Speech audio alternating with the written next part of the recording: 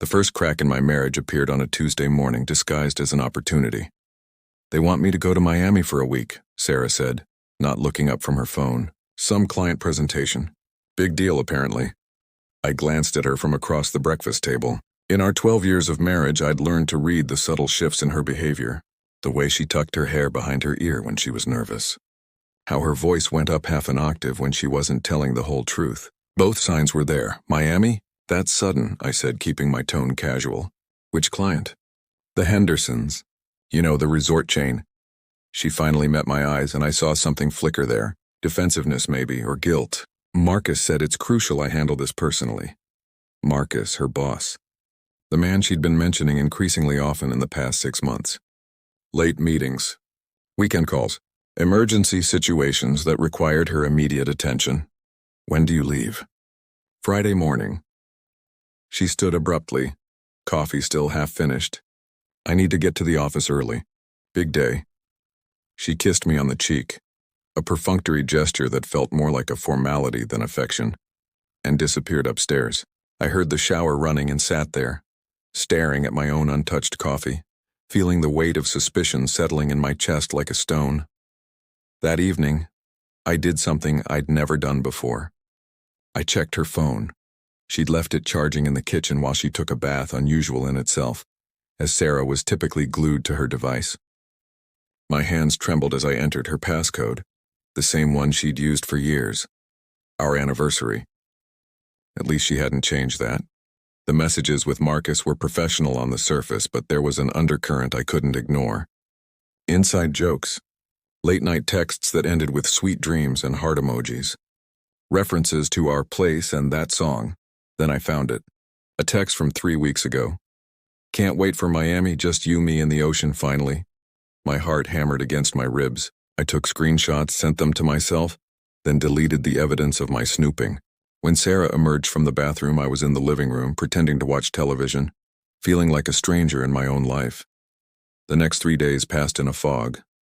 I went through the motions: breakfast, work, dinner, sleep, while my mind raced through scenarios. Maybe I was overreacting. Maybe there was an innocent explanation. Maybe I was about to destroy my marriage over a misunderstanding. But I couldn't shake the feeling that I was living a lie. Friday morning arrived too quickly.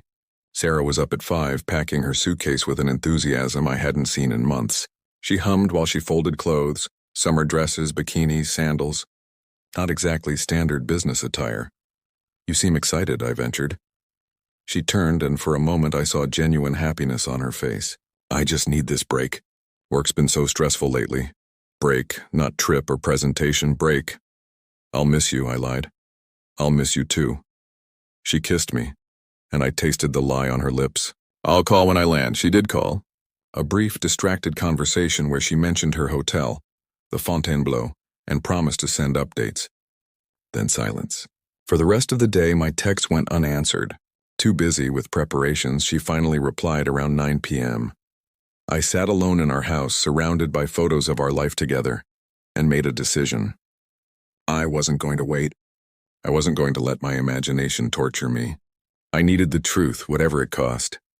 By midnight, I'd booked a flight to Miami, leaving Saturday morning. I'd arranged for a rental car and found a hotel 5 blocks from the Fontainebleau. I'd called in sick to work for Monday and Tuesday. If Sarah was having an affair, I would know. If I was wrong, I'd apologize and work on whatever was broken between us. But deep down in that place where we keep truths too painful to acknowledge, I already knew. I just needed to see it with my own eyes. Miami's heat hit me like a wall when I stepped off the plane Saturday afternoon.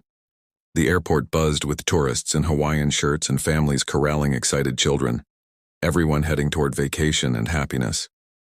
I felt like I was walking in the opposite direction. The rental car, a nondescript gray sedan, suited my purposes perfectly. As I drove toward South Beach, I called my brother Jake. "You sure about this?" he asked when I explained where I was and why. "No," I admitted, "but I can't live with not knowing. What if you're right? What if she's really cheating?" The question hung in the air, heavy with implications. "Then at least I'll stop feeling crazy." Jake sighed. "Call me if you need anything. Anything at all." My hotel was modest, nothing like the luxury Sarah was undoubtedly enjoying. I checked in, dropped my bag, and immediately headed toward the Fontainebleau. The sun was beginning its descent toward the horizon, painting the sky in shades of orange and pink. Beautiful weather for heartbreak. The Fontainebleau was everything you'd expect from a high-end Miami beach resort: towering architecture, impeccably dressed staff, guests dripping with wealth and leisure. I parked across the street and watched the entrance, feeling like a detective in a bad noir film. For 2 hours, nothing. Guests came and went. Valets retrieved endless luxury vehicles. I was beginning to think I'd made a terrible mistake, that I was losing my mind when I saw her. Sarah emerged from the main entrance and I barely recognized her.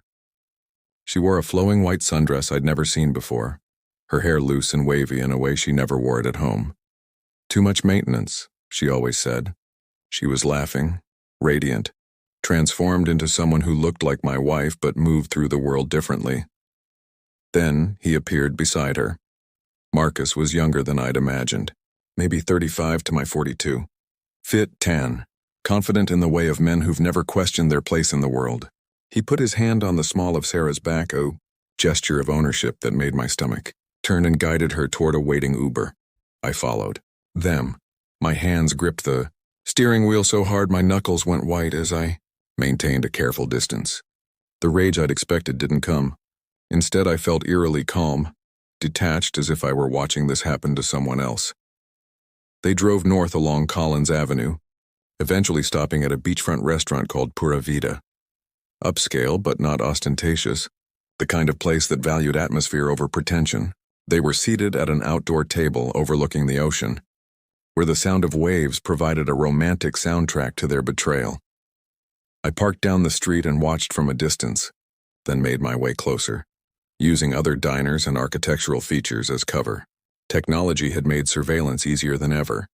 I positioned myself at the bar inside the restaurant, angled so I had a clear view of their table through the open walls. Sarah looked happier than I'd seen her in years. She touched Marcus's hand across the table, leaned in when he spoke, threw her head back when she laughed. I watched the woman I'd built a life with, the woman who'd promised to love me forever, fall apart before my eyes, or perhaps more accurately, I watched her come together with someone else.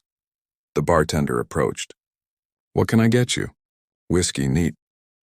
I needed something to justify my presence. I pulled out my phone and started recording. The table was far enough away that audio would be useless, but the visual told the story. Their hands intertwined, Marcus leaning over to kiss her cheek. Sarah's smile. God, that smile I'd fallen in love with 14 years ago, now directed at someone else. I recorded for 10 minutes, capturing multiple angles, undeniable evidence. Part of me hoped they'd notice, that Sarah would see me and the whole charade would explode right here. But they were lost in each other, blind to everything else. They ordered wine, shared appetizers in that intimate way couples do, feeding each other bites, stealing from each other's plates. I remember doing the same thing with Sarah during our courtship, back when we couldn't keep our hands off each other, when the world began and ended with us. When had that changed? Had it been gradual or sudden? Had there been a moment I could have intervened? A crossroads where I'd chosen wrong? "You okay, man?" The bartender placed my whiskey down, concern in his eyes. "Yeah," I lied. "Just a long day." I paid cash, left a generous tip, and walked back to my car. In the driver's seat, I watched them for another hour. Watched them finish dinner. Watched Marcus pay the check with a credit card he handed over without looking, the gesture of a man used to picking up the tab. Watched Sarah lean into him as they waited for their ride. The Uber arrived, same driver as before, I noted, and they climbed in, Sarah first, Marcus following, his hand never leaving her. I knew where they were going. Back to the Fontainebleau. Back to a room they were sharing. Back to a bed where my wife would betray every promise we'd ever made to each other. I didn't follow them this time. I'd seen enough. I spent Saturday night in my hotel room staring at the ceiling, replaying the footage. Each time I watched it, I noticed new details that twisted the knife deeper. The way Sarah leaned into Marcus when he spoke. How she'd changed her laugh. It was higher, more girlish, the way she'd laughed when we first dated. The casual intimacy of their body language, the kind that develops over months, not days. This wasn't a first date. This was a relationship. Sunday morning, I woke at dawn, unrested and hollowed out. The Miami sun streamed through the cheap curtains, indifferent to my pain. I checked Sarah's Instagram. She'd posted a photo of her breakfast at the Fontainebleau, captioned, "Working hard or hardly working." The comments from her friends were full of envy and encouragement. None of them knew they were validating a lie. I couldn't stay in that room. I drove aimlessly through Miami, ending up in Little Havana, then Coconut Grove, anywhere that wasn't the beach where my wife was playing house with another man. Around noon, my phone buzzed. "Sarah, hey, sorry I haven't called much. The meetings have been intense." I closed my eyes. The lie was so casual, so practiced. "How's it going?" "Great. We're really making progress. Marcus thinks we'll close the deal by Tuesday." Her voice was bright, energetic. She was a good liar. I'd give her that. "How are things there?" "Same as always," I said, matching her false cheer. "Quiet without you. I miss you." The words were automatic, meaningless. "I should go. We're about to start the afternoon session." "Sure. Love you." A pause, just a fraction too long. "Love you too." The call ended. I sat in a parking lot outside a Cuban restaurant, my hands shaking, and made another decision. I wasn't going to confront her in person. I wasn't going to give her the opportunity to lie to my face, to manipulate the situation, to turn this around on me somehow. I'd seen it happen to friends, the cheater becoming the victim, claiming the marriage was already dead, justifying their betrayal with 1,000 small grievances. No, I would control this narrative. That afternoon, I drove back to the Fontainebleau. I knew their patterns now. Around 4 p.m., they'd returned from wherever they'd spent the day. Probably another romantic lunch, maybe some shopping, the kind of couples activities Sarah and I hadn't done in years. I watched them enter the hotel, Marcus's arm around her waist. I waited 30 minutes, then walked into the lobby like I belonged there. The key I'd learned long ago was confidence. Look like you're supposed to be somewhere and most people won't question it. I took the elevator to the pool deck, a sprawling oasis of luxury, where beautiful people posed on loungers and servers circulated with tropical drinks, and there they were in a private cabana, visible from my vantage point near the bar. Sarah wore a red bikini I'd never seen. Marcus was shirtless, showing off the kind of physique that requires dedicated gym time and probably a personal trainer. They were drinking something frozen and colorful, laughing, touching. Sarah ran her hand down his chest and he caught it, kissed her palm. I recorded it all, video after video, undeniable evidence of her infidelity. Part of me felt pathetic, reduced to this, lurking, spying, documenting. But another part of me felt vindicated. I wasn't crazy. My instincts had been right. Around 6, they left the pool, heading back inside. I waited 10 minutes, then followed the same path, taking the elevator up. I didn't know their room number, but I'd seen them exit on the 8th floor before. I stood in the hallway, pretending to be on my phone, until I saw them entering room 847 bingo. That evening, back in my hotel, I compiled everything. Photos, videos, timestamps. I created a folder on my phone labeled Evidence with a bitter laugh at the formality of it. Then I composed the text message, deleting and rewriting it a dozen times. Too angry sounded unhinged. Too calm seemed like I didn't care. Too long gave her ammunition to twist things. I needed something clean, final, devastating. Around 10 p.m., my phone rang. Sarah again? "Hey, just wanted to say goodnight. Long day." She sounded tired but content. In the background, I heard music, clinking glasses. Marcus laughing. "Where are you?" I asked. "Just grabbed dinner." "Hotel restaurant." About to head up to bed. Another lie. I'd checked the hotel's restaurant reservations online. They didn't have one. They were at another romantic spot, extending their fantasy. "Sounds nice," I said flatly. "You okay?" "You sound weird, just tired." "Miss you." "Miss you too. I'll be home Wednesday and we should do something nice. Maybe that Italian place you like?" Planning our next date while on vacation with her lover. The audacity was almost impressive. "Sure," I said. "That sounds perfect." After we hung up, I finalized my decision. I would fly home Monday morning earlier than planned and send her the evidence then. Let her enjoy Sunday and Monday with Marcus. Let her think she'd gotten away with it. Monday morning, I was at Miami International Airport by 6 a.m., exhausted but clear-headed.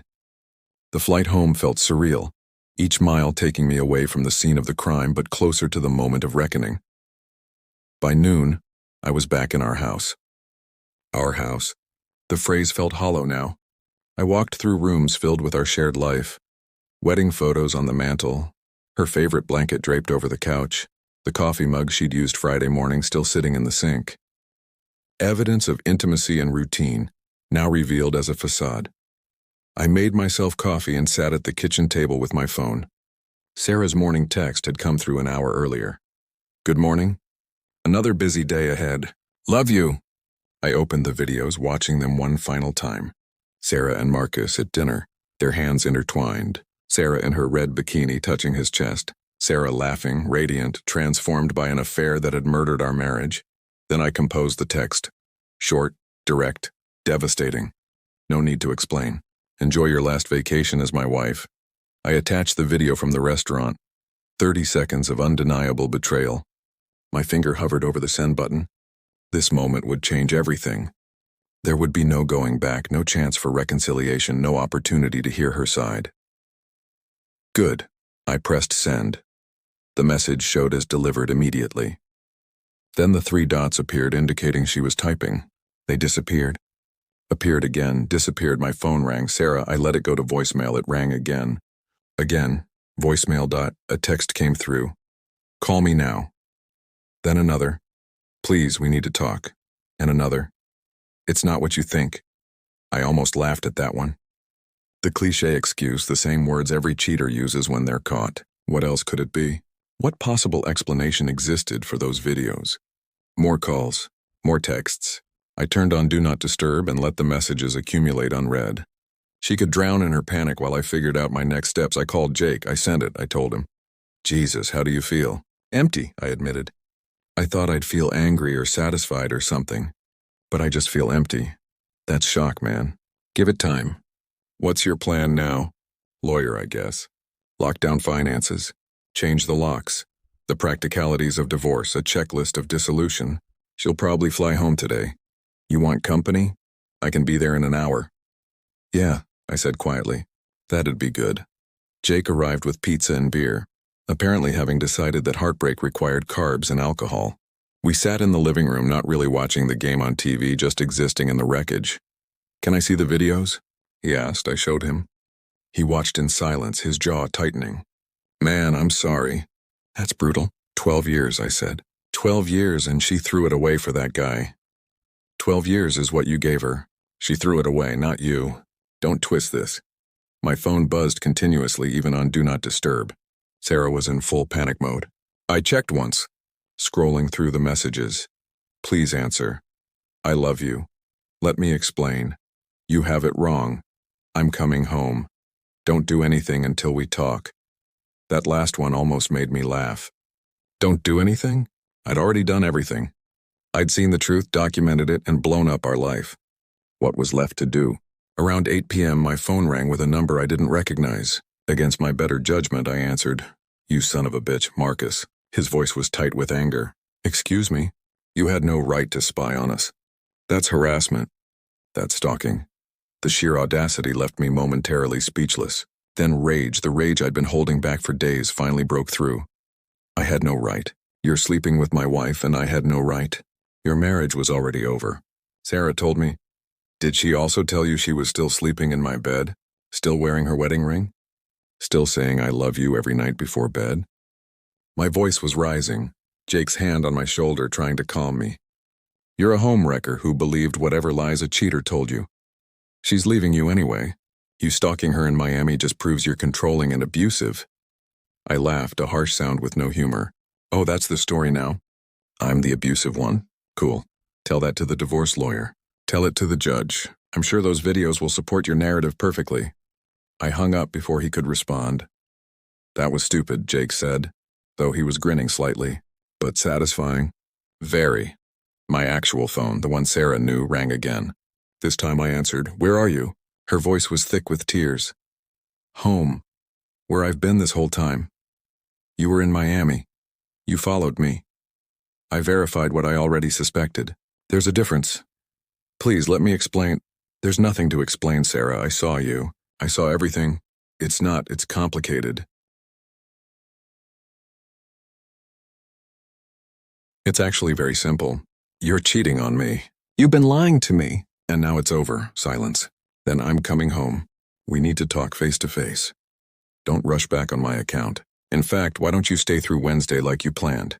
Enjoy the last of your romantic getaway. Stop it. Just stop. I made a mistake, okay? I made a terrible mistake, but our marriage, we can fix this. We can't fix this, Sarah. You killed it. It's dead. You're being cruel. The accusation was so absurd I almost laughed again. I'm being cruel? I documented the truth. You want to see cruel? Imagine spending years building a life with someone, trusting them completely, while they're planning vacations with someone else. That's cruel. I never meant to hurt you, but you did it anyway. That's worse. More silence. I could hear her crying and felt nothing. The part of me that would have comforted her, that would have wanted to ease her pain, had died in Miami. I'll be home tomorrow, she finally said. Don't change the locks. Don't do anything crazy. I'm not the one who did something crazy. That was you. I ended the call. Sarah arrived home Tuesday evening. I'd spent the day consulting with a divorce attorney who'd looked at the evidence and practically salivated.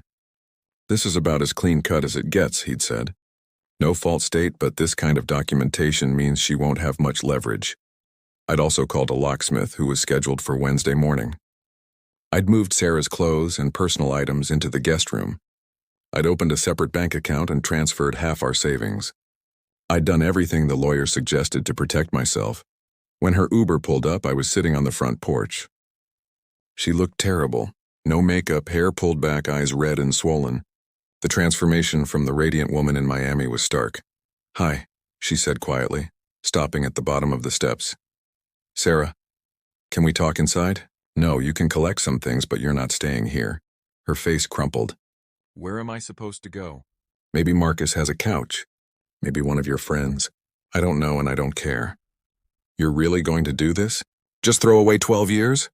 The question ignited something in me. I didn't throw away anything, you did. Every time you texted him late at night. Every time you lied about where you were. Every time you booked a romantic getaway under the guise of business. You demolished 12 years, Sarah. I'm just accepting reality." She climbed the steps and I saw her properly for the first time. She looked broken, hollowed out. Part of me, a small dying part, wanted to comfort her. "I love you," she said. "I know you don't believe me, but I do. I love you. You love the security I provide. The life we built. You don't love me. If you loved me, you wouldn't have been able to do what you did. It just happened. We were working late and he was there and— Stop, I don't need the details." I stood, putting distance between us. "Here's what's going to happen. Tomorrow my lawyer will send you divorce papers. You can contest them if you want, but I have enough evidence to bury you. We'll split assets 50-50 because I'm being fair, even though you don't deserve it. You can keep your car, your jewelry, whatever. But this house? That's mine. I bought it before we got married. You're punishing me. I'm protecting myself. There's a difference." She was crying openly now. "I made a mistake. People make mistakes. Doesn't our history mean anything? Our history means everything. That's why this hurts so much. You took 12 years of trust and love and threw it away for 6 months with Marcus. Was it worth it? Was he worth destroying us?" She didn't answer. "Go pack a bag. You have 20 minutes. Can't we at least— 20 minutes, Sarah?" She went inside. I heard her moving through the house, opening drawers, crying. I stood on the porch and felt the enormity of it all. My marriage was over. The future I'd imagined, growing old together, maybe kids someday, retirement adventures, was gone. But I also felt something unexpected. Relief. I'd been living in tension for months, maybe years, feeling Sarah pull away but not understanding why. Now I knew. Now I could move forward. When she emerged, she was carrying a suitcase and her laptop bag. She stopped in front of me, one last attempt. "I'm sorry," she whispered. "I'm so sorry. I wish I could take it back, but you can't. That's the thing about choices. Sarah, they're permanent. If you ever want to talk, I won't." She nodded, tears streaming down her face, and walked to her car. I watched her load the suitcase, watched her sit in the driver's seat for a long moment before starting the engine. She looked back at the house, at me, one final time, and I saw the weight of what she'd lost hit her. Good. She drove away and I went inside. The house felt different now. Emptier but also cleaner, like a wound that's been lanced, painful but necessary. 3 months later, I was sitting in that same spot on the porch when Jake pulled up. "How you doing?" he asked, joining me with 2 beers. Better, I said and meant it. The divorce was finalized last week. Quick. Uncontested. She didn't fight anything. I took a sip of beer. Her relationship with Marcus fell apart a month ago, apparently. Turns out when you build a relationship on lies, it doesn't last. Karma? Maybe. Mostly just sad. We sat in comfortable silence, watching the sunset. My phone buzzed. A text from Emma, a woman I'd met at a coffee shop 2 weeks ago. We were taking it slow, just coffee and conversation, nothing serious. But it felt good to laugh again, to feel a spark of interest. New friend? Jake asked, grinning. Maybe. I smiled back, taking it one day at a time. That's all any of us can do, he was right. I'd lost my marriage, but I'd gained something more valuable. Truth. I knew who I was now. Someone who wouldn't accept lies, who valued himself enough to walk away from betrayal, who could survive heartbreak and come out stronger. Sarah had sent a few texts over the months. Apologies, justifications, pleas for forgiveness.